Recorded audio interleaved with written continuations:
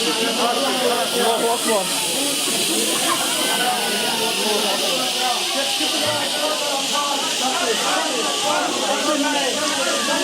إصابات ناتجة عن سقوط أحد البراميل متوجرة في بلدة كفر زيتون، وهناك العديد من الحالات تسمم في البلدة. بدك تسحب هيك طلع. يلا دكتور. ايه شوفوا جسمه عم ينمل عم يطلع. ايه ما عليك ايه خلاص بس هيك.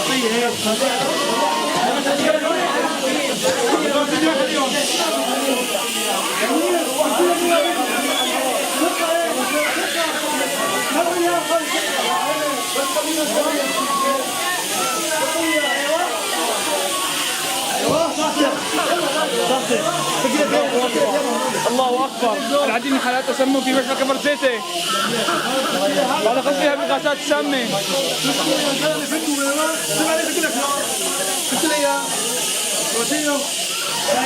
الله أكبر.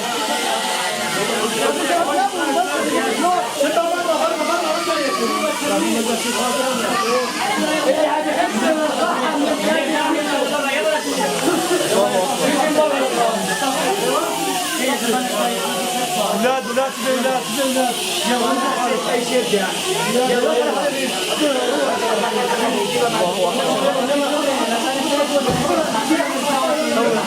وينك يا